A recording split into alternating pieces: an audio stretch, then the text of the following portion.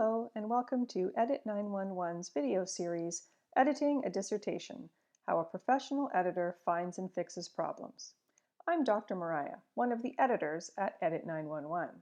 And in today's tutorial, I'm going to discuss the proper use of citations in academic writing. And here I'm particularly referring to students who have done literature reviews and are writing them up for a thesis proposal or their dissertation. As an editor, the most common problems I see when it comes to students using citations inappropriately fall into three categories of underlying causes. Students may misunderstand the purpose of citations, and so they don't use them effectively or appropriately. Students may also misunderstand the point of the literature review, or they might understand that, but then they lose sight of that when they're writing about their findings. Finally, too many students believe that more is better. They think if they pad their writing with lots of references to the literature, this will give the impression that they worked harder or that their writing is more academic in tone. Unfortunately, using too many citations can have negative effects on your writing. So, since students sometimes don't understand the purpose of citations, let's review why we use them. In a literature review, we want to discuss what is known, what is unknown, and what's not yet clear. And that often means that we're going to discuss studies that have conflicting results. So if we're going to highlight those issues, obviously we're going to need to refer to the specific studies and the authors. Another reason for citing the literature is when we're going to be applying theories or methods that have been published elsewhere by others, or even by ourselves. It saves the reader from having to go through a lengthy description of the methodology if that methodology has been published elsewhere and can be referred to in that publication. We also, of course, want to give credit where credit is due and not pass off a method that hasn't been designed by us or by the author. Finally, and this is the most important and most common reason to cite the literature, we want to use citations to back up a statement or a claim made by the writer that hasn't yet been established as fact by experts in the field. And we're going to give you some examples of that.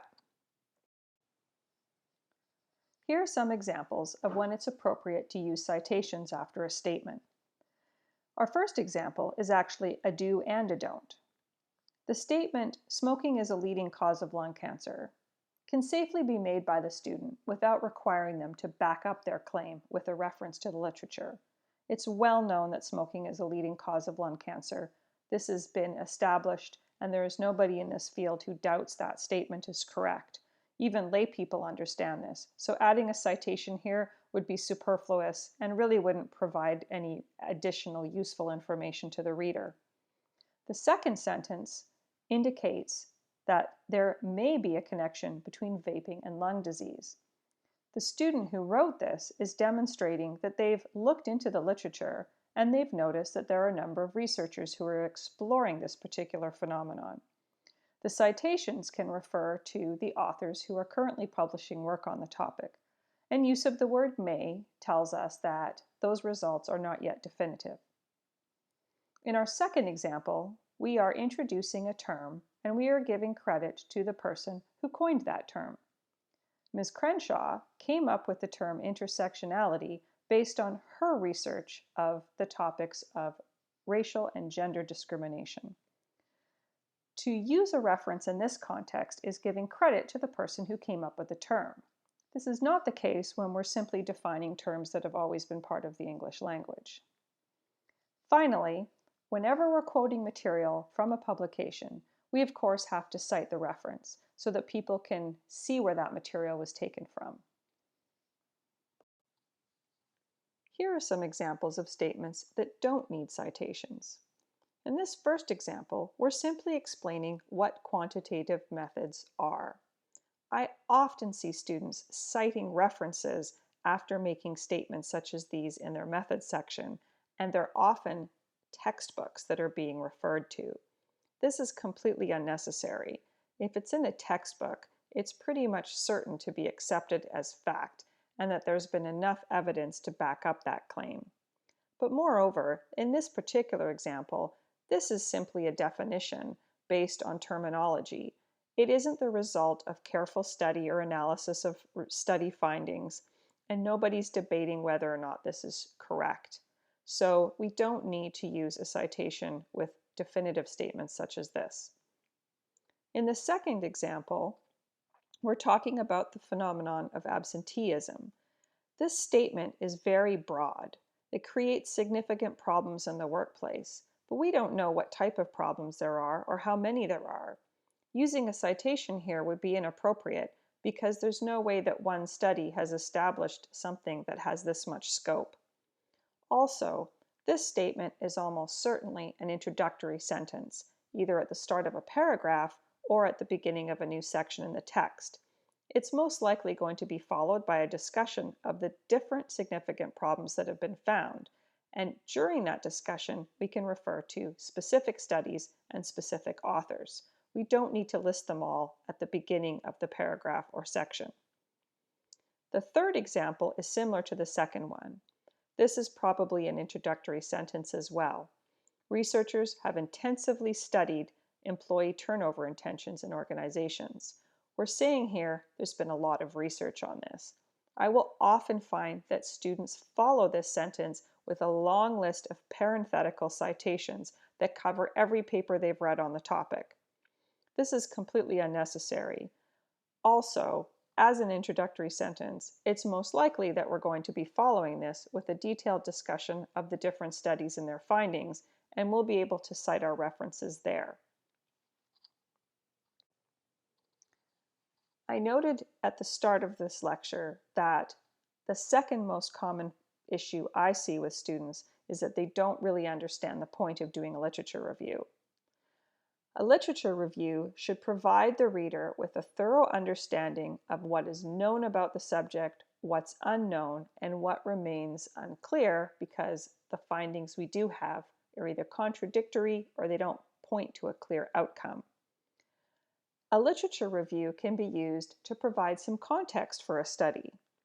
When the student is writing their literature review, they're doing it to provide a justification for the study topic, the design of the study, and the research question that they formulated.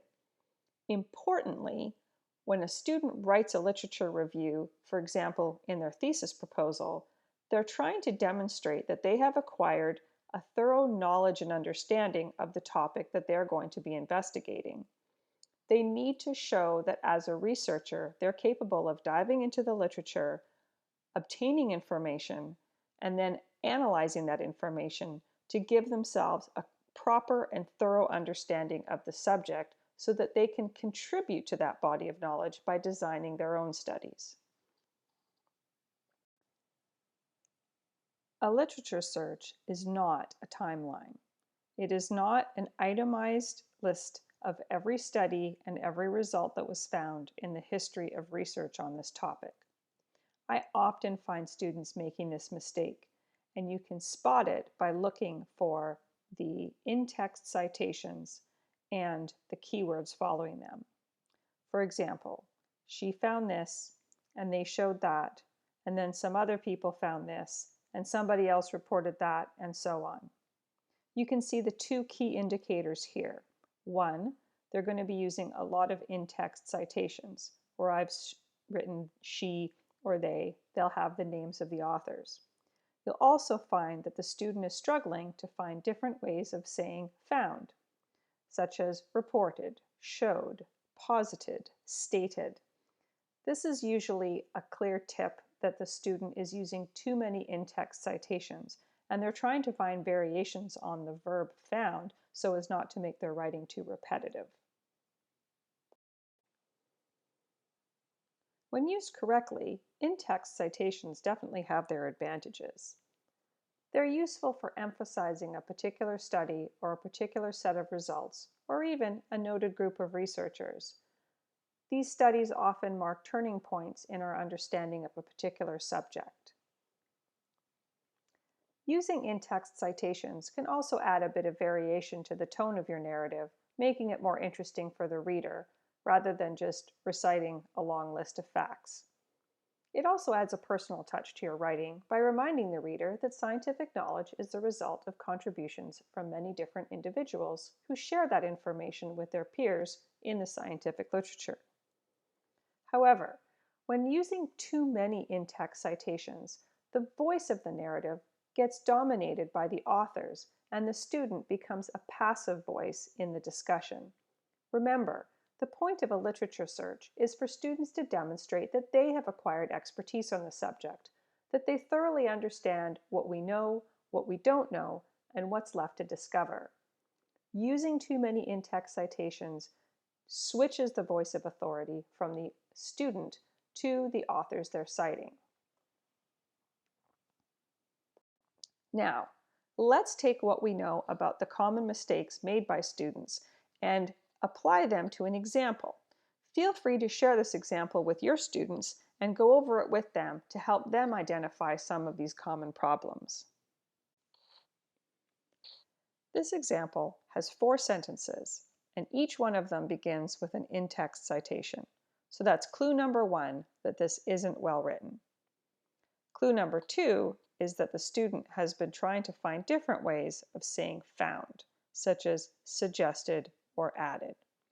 The problem with these words is that they make it unclear as to whether the authors being referred to performed a study and had findings from which they drew conclusions, or whether this was just an opinion they made, or perhaps some speculation that they wrote at the end of their study report or article. We can also see that putting these sentences one after the other like this is repetitive in a sense, and it makes it uninteresting for the reader. The sentences don't flow well from one to the other, and the relationships between them are not clear. Finally, this type of writing robs the student of their voice of authority. Rather than coming across as an expert in the field, it's more like the student performed a search of the literature, retrieved some search results, and is now listing them out for the reader. Here are some tips that you can share with your students to help them evaluate their writing and their use of citations in their literature reviews. If a student's wondering whether or not to use a citation, they should ask themselves, is this a statement of fact, or does it represent one perspective on the topic by researchers in the field? If it does, then you're going to need a citation. The student should also evaluate their writing for how often they're using in-text citations. If they find themselves struggling to find a different way of saying they found, that's a clue that they may be using too many in-text citations and running the risk of having a timeline narrative rather than a proper literature review. They should read their writing over and ask themselves, do I come across as the expert on this subject? Do I clearly demonstrate to the reader that I have retained information from my literature search and I understand it and can convey that information to others? Or am I simply just using the words of other authors and restating what I found in my literature search? And here are some tips for faculty members to help their students. Talk to your students about the purpose of a literature review. What is the goal, and what is their committee going to be looking for when they read the literature review in their thesis proposal or dissertation? Talk to your students about the role of citations in academic writing, how they should be used, and what their purpose is. When students have a better understanding of these things, it will help them to use these citations appropriately. Go over different examples with your students and highlight the issues so that they can better understand them. Finally, encourage your students to read as many literature reviews as they can, whether these are review articles from the literature or reviews as part of a scientific manuscript. The more they read the literature, the better able they will be to reproduce that academic voice in their own writing, and they'll gain an understanding of how to appropriately use citations.